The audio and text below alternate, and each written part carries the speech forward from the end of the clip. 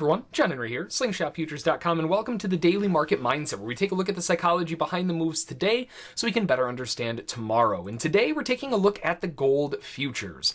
Now, a couple things before we start getting into the actual movement. One thing that you really have to understand is all of the news that's coming out today, or has come out today at this point.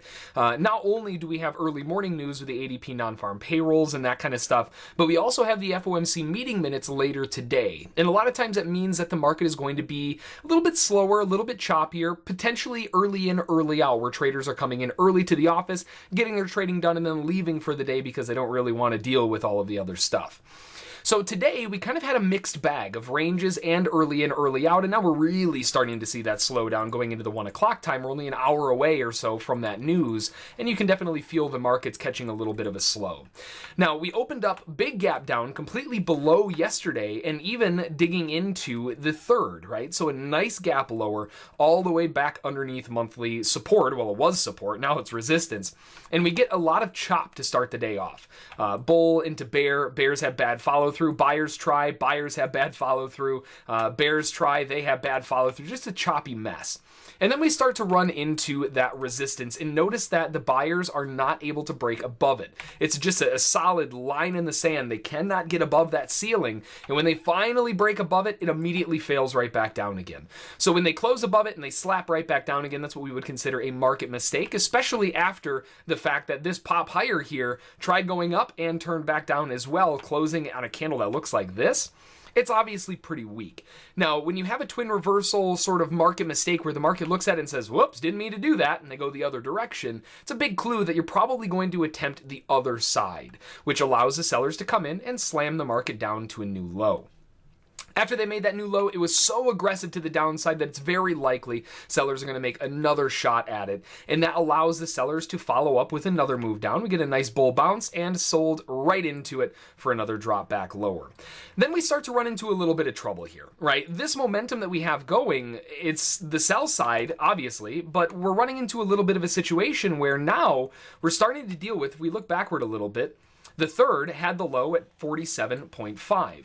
The market tried breaking out through it and immediately failed. Once again, a twin reversal. They did the exact same thing up here and failed all the way back down. They found a balance there initially, and you can see that bounce. Nice little bounce, breakout move, and failed. That shows that the buyers are at least giving an attempt at that prior low of day to shove the market back higher, and that allows the buyers to sweep in and push the market back up and kind of complete the range that you're already sort of anticipating given the day.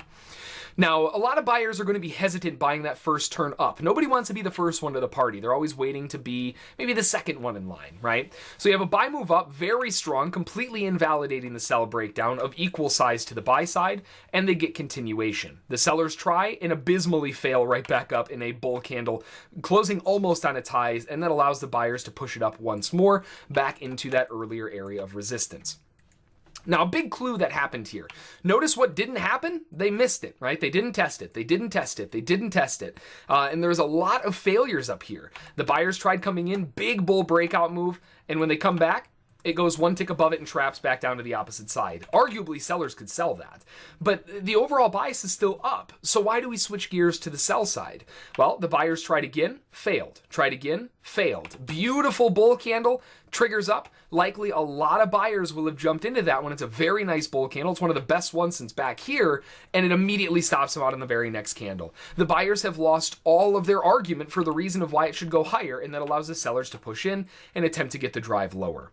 It doesn't go very far before catching a little bit of a flag pullback, and on that flag pullback, we get a strong breakout to finish off the morning session and drive the market back down once again. So just a phenomenal overall day of price action. Given that all of the news is happening today, it's kind of nice to see the movement at least coming in a little bit to give you some opportunity this morning. So that's going to do it for this one. Hopefully you learned something. Hopefully you found it interesting, maybe a little entertaining, and we'll see you next time.